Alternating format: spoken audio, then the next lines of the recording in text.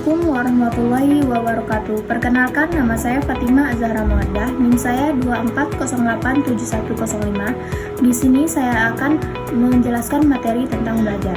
Latar belakang belajar adalah suatu proses yang kompleks dan dinamis yang terjadi pada setiap orang sepanjang hidupnya. Definisi belajar merupakan suatu perubahan tingkah laku yang relatif tetap yang disebabkan oleh pengalaman dan latihan.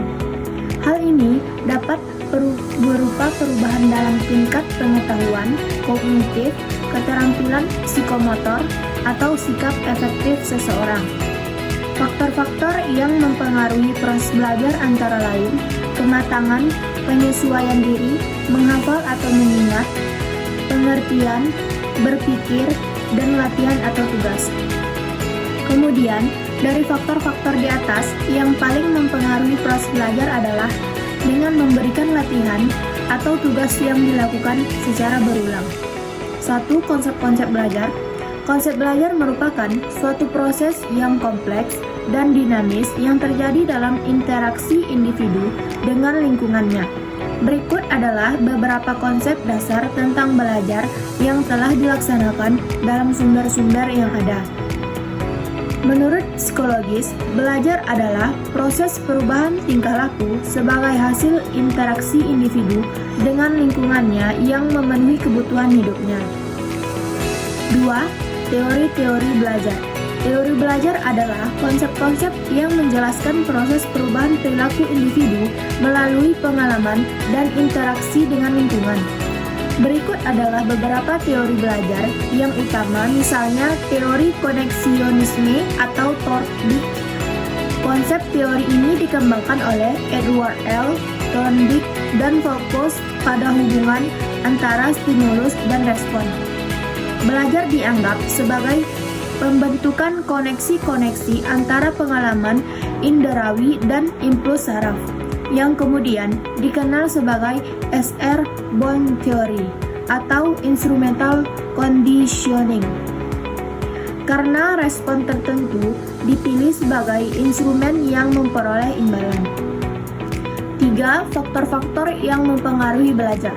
Faktor-faktor yang mempengaruhi belajar dapat dibagi menjadi dua kategori utama, yaitu faktor internal dan eksternal. Yaitu, satu, faktor internal adalah aspek-aspek yang berasal dari individu yang sedang belajar.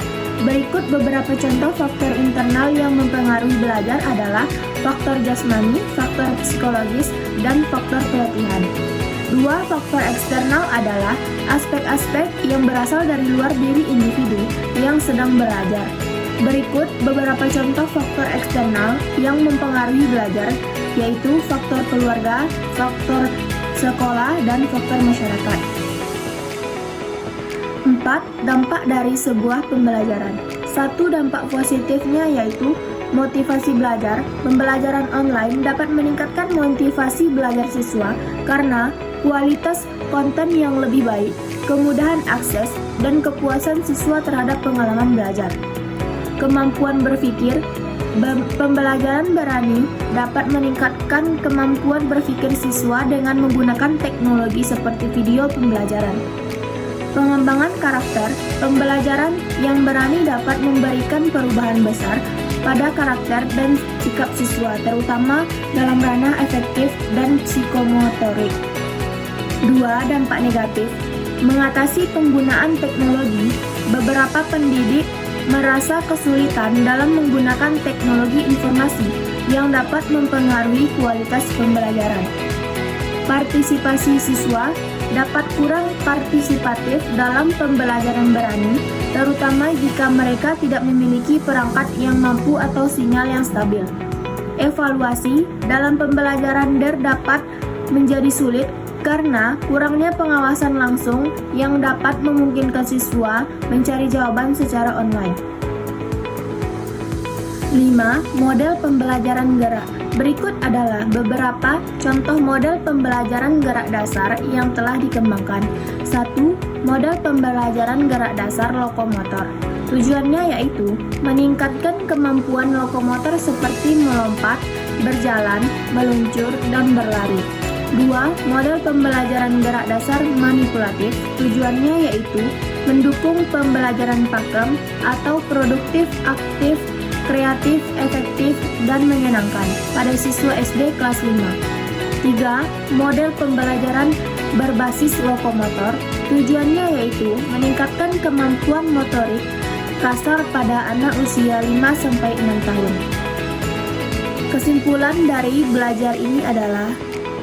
Kesimpulan dari materi belajar adalah rangkuman dari materi yang telah dipelajari yang berfungsi untuk mengidentifikasi poin-poin utama dan pemahaman inti. Kesimpulan ini biasanya mencakup kesimpulan belajar, membantu memperkuat pengetahuan dan memastikan pemahaman yang lebih mendalam terhadap materi yang dipelajari. Sekian penjelasan materi belajar dari saya. Assalamualaikum warahmatullahi wabarakatuh.